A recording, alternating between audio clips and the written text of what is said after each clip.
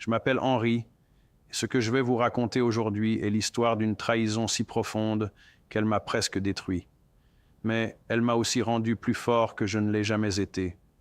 À 75 ans, j'ai découvert que tout ce pourquoi j'avais sacrifié ma vie, ma santé, mes rêves, mes années, avaient été volés par ceux que j'aimais le plus, et ce qui m'a sauvé n'a pas été la rage, mais la patience. La patience et une intelligence que j'avais affinées pendant 40 ans. Aujourd'hui, je vous raconte comment un homme de 75 ans a repris le contrôle et a rendu justice en silence. Vous allez entendre parler d'une compagnie que j'ai construite de mes mains. Vous allez entendre comment mes enfants m'ont jeté dehors. Et vous allez découvrir ce que j'ai fait quand j'ai compris qu'il n'y avait plus de place pour moi nulle part. C'est un récit sur le pouvoir, la trahison et la vengeance tranquille. Mais avant que nous commencions, souvenez-vous que vous ne suis pas ici pour dramatiser. Ce que vous entendrez est absolument vrai, et c'est d'autant plus douloureux précisément pour cela. Si vous êtes nouveau ici, j'aimerais que vous m'aidiez en cliquant sur ce bouton d'abonnement. Rejoignez notre communauté de personnes qui comprennent que la dignité n'a pas d'âge limite. Et dans les commentaires, dites-moi d'où vous regardez. Quelle ville? Quel pays? Je lis chaque commentaire et je serai honoré de savoir qui partage cette histoire avec moi. Laissez-moi vous décrire mon monde avant que tout change.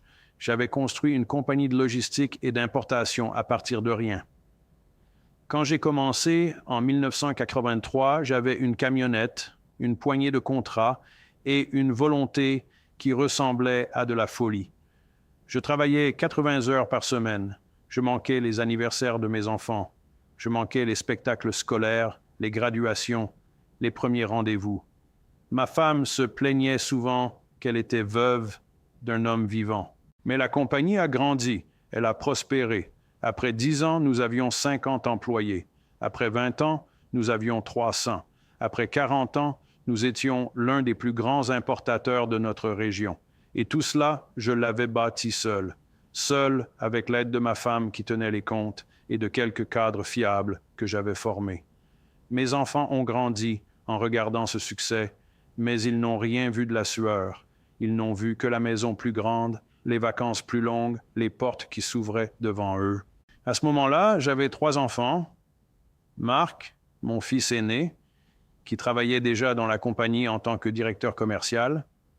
Sophie, ma fille cadette, qui avait étudié la finance et qui m'avait dit qu'elle voulait se joindre à nous. Et Philippe, mon plus jeune fils, qui n'était pas vraiment intéressé par l'affaire. Il voulait faire de la photographie et je respectais cela. Je lui avais dit une seule chose. Je t'aime, peu importe ce que tu choisis. C'est peut-être ma plus grande faiblesse. J'aimais trop mes enfants. J'aimais avec une confiance aveugle. Quand Marc a commencé à prendre plus de responsabilités, j'ai cru que c'était parce qu'il voulait que l'entreprise réussisse. Quand Sophie a insisté pour recevoir des actions de la compagnie, j'ai cru que c'était par amour du projet familial. Je n'ai pas vu les yeux qui brillaient d'une autre sorte d'amour, l'amour de la possession, l'amour du contrôle, l'amour de l'argent. Ma femme l'a vu avant moi. Un jour, elle m'a dit « Henri, tu dois être prudent. Tes enfants changent. Ils parlent comme si l'entreprise leur appartenait déjà. » Mais j'ai écouté avec les oreilles d'un père, pas avec la sagesse d'un homme d'affaires. J'ai dit « Non, non, ce sont mes enfants. Ils m'aiment. Ils respectent ce que j'ai construit. » Ma femme m'a regardé avec une expression triste et elle a dit « Henri, les enfants aiment l'argent. Ne confonds jamais cela avec de l'amour. » Elle avait raison, bien sûr, mais personne ne veut entendre cela quand on a 70 ans et qu'on pense qu'on a réussi. Ensuite, l'humiliation a commencé. Doucement d'abord. Marc a commencé à prendre des décisions importantes sans me consulter. J'arrivais au bureau et j'apprenais que nous avions signé un nouveau contrat ou fermé une division que j'aimais. Quand je lui posais des questions, il me souriait et disait « Papa, ne t'inquiète pas, je gère ça. Tu devrais te détendre, tu as travaillé dur pendant 40 ans. » Cela ressemblait à de la gentillesse. Cela ressemblait à du respect, mais c'était une cage douce qui se fermait autour de moi. Sophie était plus subtile. Elle arrangeait des réunions avec des investisseurs externes sans m'inviter. Elle restructurait les finances de manière que je ne comprenne plus exactement où allait l'argent. Quand je demandais à voir les détails, elle disait « Papa, tu sais que je maîtrise ça mieux que toi. Les chiffres ne sont pas ton fort. Laisse-moi m'en charger. » Et c'est vrai que je n'étais pas un expert en finance, mais j'étais expert en construire. J'étais expert en voir à travers les gens. Et ce que je voyais, c'était ma propre obsolescence, créée intentionnellement devant mes yeux. Puis est venu le jour où Marc m'a dit que j'allais prendre une retraite progressive. Il a dit que cela m'aiderait à profiter de la vie, que je pourrais voyager, que je pourrais me reposer, que j'avais gagné le droit de ralentir.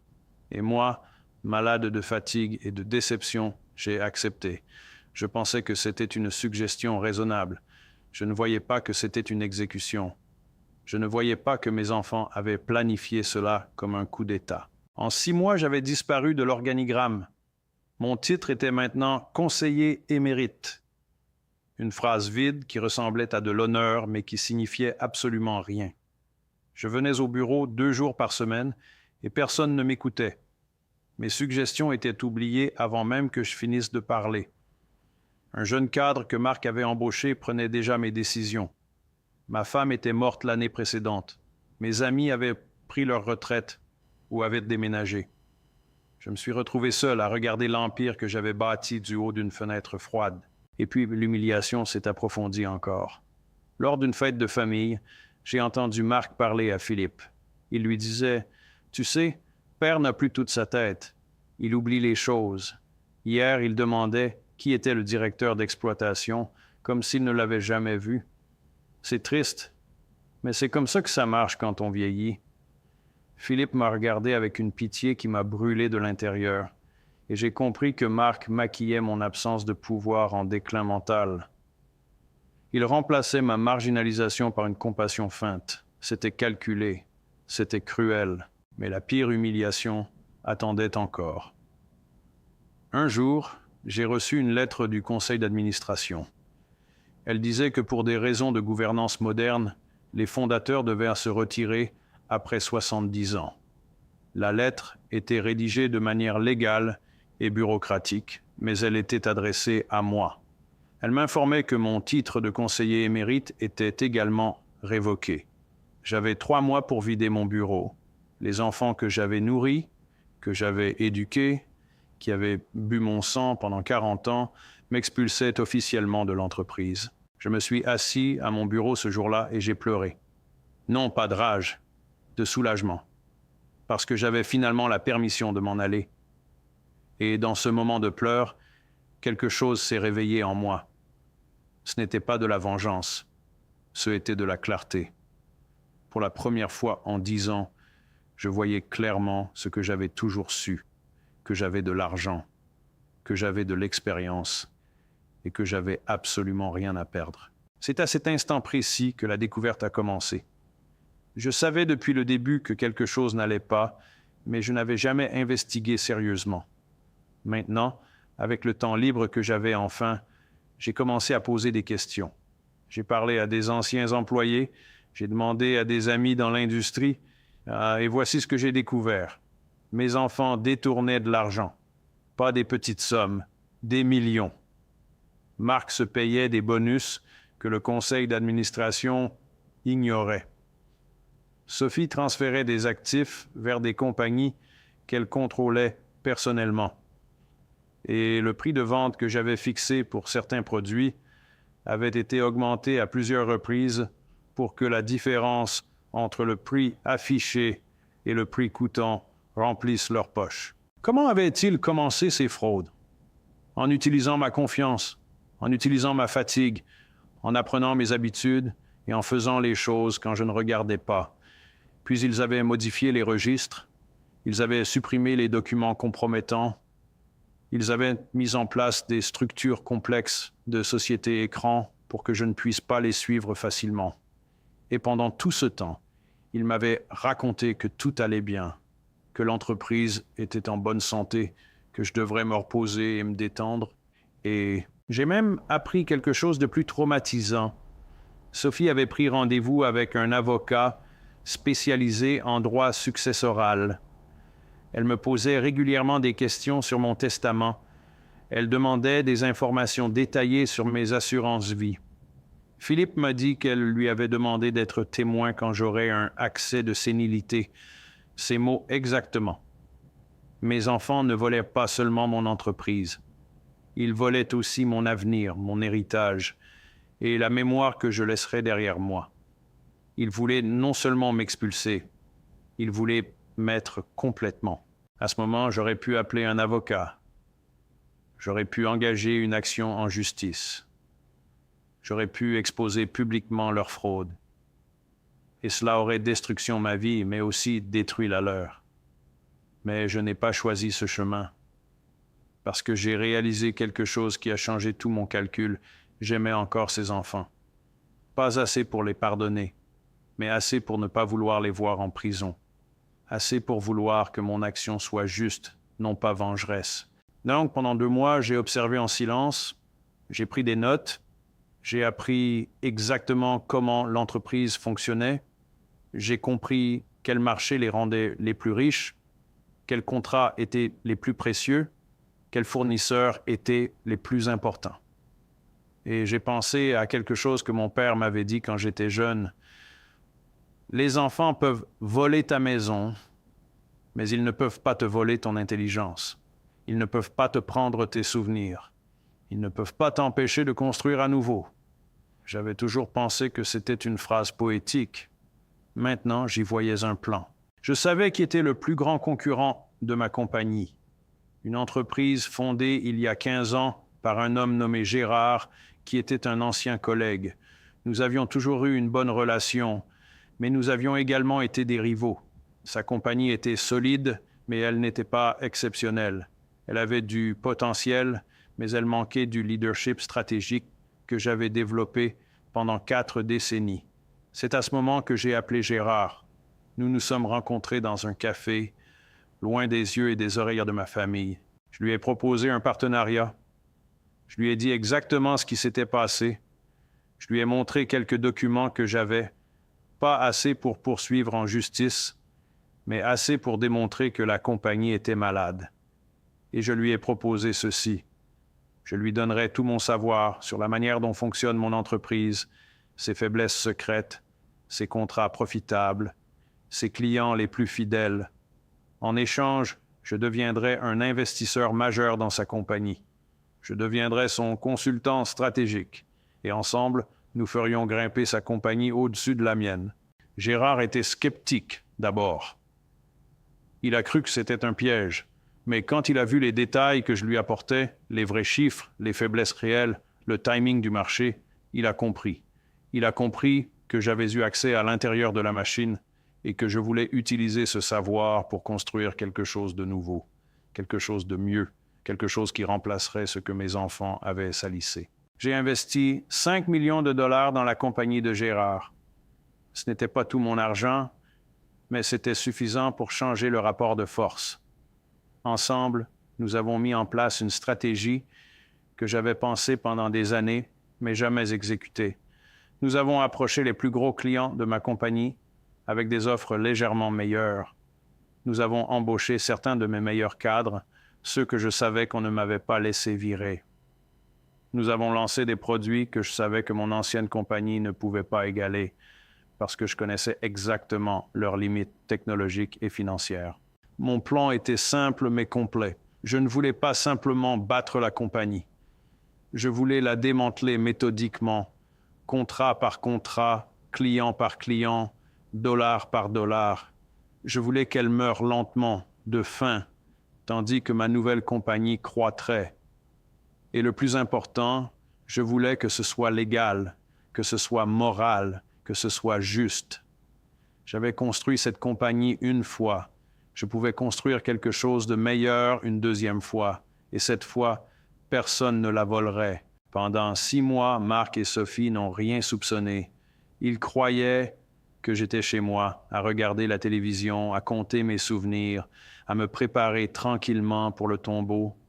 Ils croyaient que j'avais accepté ma défaite, que j'avais compris que le monde appartenait désormais à des gens plus jeunes et plus intelligents. C'est précisément ce que j'avais voulu qu'ils croient.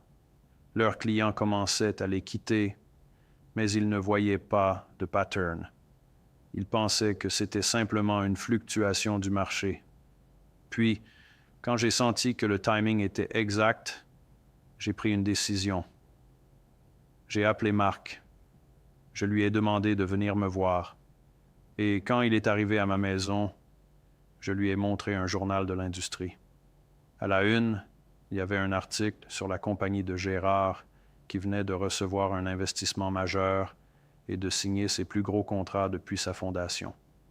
Et dans le paragraphe de l'article, mon nom était mentionné comme consultant stratégique. J'ai regardé son visage tandis qu'il lisait. J'ai vu le moment où il a compris. C'était magnifique, presque. Son expression a changé de la confiance au doute, puis au doute à la panique. Il a demandé « Qu'as-tu fait ?» Et j'ai souri pour la première fois en des années. J'ai dit « J'ai construit une compagnie, exactement comme je l'ai toujours fait. Sauf cette fois, je la construis sans vous. À ce moment, mon ancien empire a commencé à s'écrouler. Les clients qui nous avaient quittés n'étaient que le commencement. Les problèmes financiers qu'ils n'avaient pas vus se sont manifestés brusquement. Les dettes que Sophie avait accumulées en finançant ses investissements frauduleux se sont présentées à la porte. Et Marc n'avait pas les compétences pour résoudre ces crises. Il n'avait jamais eu à résoudre une véritable crise. Il n'avait que des décisions faciles, prises quand la compagnie gagnait de l'argent quoi qu'il fasse. En un an, le stock de la compagnie avait perdu 75% de sa valeur. Les banquiers commençaient à s'inquiéter. Les investisseurs institutionnels demandaient des remplaçants de gestion. Et mes enfants? Ils commençaient à me appeler. D'abord, ce furent des appels colériques. Marc hurlait dans le téléphone. « Comment as-tu pu faire cela? Comment as-tu pu nous trahir? » Mais je ne répondais pas. Je raccrochais simplement. Puis, les appels sont devenus suppliants. Sophie sanglotait au téléphone. Elle disait « Papa, s'il te plaît, nous avons besoin de toi. Je suis désolée. Je suis désolée de tout. Reviens. Aide-nous. » Et pour la première fois depuis que j'avais commencé ce plan, mon cœur a vacillé. Parce que ce n'était pas la victoire que j'avais imaginée. C'était simplement de la douleur. C'était ma douleur multipliée par 3. Mais je savais quelque chose qu'elle ne savait pas. Je savais que c'était nécessaire, que mon absence avait une purpose. Je n'étais pas en train de les punir. J'étais en train de les enseigner. Et la seule manière de vraiment enseigner est de les laisser vivre les conséquences de leurs choix. Sophie a dû affronter la réalité que son éducation brillante ne pouvait pas réparer la corruption qu'elle avait créée. Marc a dû affronter la réalité que mon départ était volontaire et stratégique, pas une acceptation de sa supériorité. Quand la compagnie a finalement déclaré faillite, 2 ans après mon départ, je n'ai pas ressenti de joie. Je n'ai pas ressenti de victoire. J'ai ressenti de la paix. Parce que la justice s'était manifestée non pas à travers ma vengeance, mais à travers la logique du marché. Mes enfants avaient créé une compagnie corrompue et le marché l'avait puni. C'était organique. C'était mérité. Et j'en étais complètement innocent au sens moral. Aujourd'hui, 10 ans plus tard, ma nouvelle compagnie, celle que j'ai construite avec Gérard, est 2 fois plus grande que l'ancienne. Nous employons plus de 600 personnes et nous avons un nom, une réputation qui est bâtie sur l'intégrité et non sur la fraude. Marc a trouvé un emploi comme directeur dans une petite entreprise. Sophie s'est reconvertie. Quant à Philippe, qui n'a jamais participé à la fraude, nous avons maintenu une bonne relation. Mes enfants plus âgés ne me parlent pas souvent. Nous nous croisons lors d'événements familiaux et il y a une politesse superficielle. Mais la confiance est partie. Et j'ai appris quelque chose que j'aurais dû savoir depuis le début. Tu ne peux pas acheter la loyauté avec des dollars. Tu ne peux pas la construire avec des succès. Elle doit être gagnée avec de l'intégrité, jour après jour, année après année. Et si elle n'existe pas, aucune quantité de richesse ne la créera. Ce qui m'a sauvé, au final, n'a pas été ma vengeance. Ça a été ma capacité à construire à nouveau. Ça a été ma résilience. Et ça a été la certitude que j'avais conservée dans le plus sombre moment, que même si j'avais perdu une compagnie, je ne pouvais pas perdre mon esprit, ma capacité, mon volonté. Ces choses m'appartiennent, elles ne peuvent pas être volées. Et c'est ce qui rend cette histoire moins une histoire de vengeance et davantage une histoire d'indépendance retrouvée. Si vous êtes dans une situation similaire, si quelqu'un vous a trahi, si vous vous sentez marginalisé ou humilié, je veux que vous sachiez quelque chose. Votre douleur n'est pas la fin de l'histoire. Votre humiliation n'est pas votre destinée finale. Et vos traîtres ne définissent pas votre avenir. Ce qui vous définit, c'est ce que vous faites ensuite. C'est comment vous choisissez de canaliser votre douleur en action. C'est comment vous décidez de construire au lieu de détruire. Partagez cette histoire si elle vous a touché. Commentez et dites-moi ce que vous auriez fait à ma place. Et surtout, souvenez-vous que la dignité perdue peut toujours être retrouvée, pas à travers la rage, mais à travers la patience, l'intelligence et la persévérance. Merci de m'avoir écouté.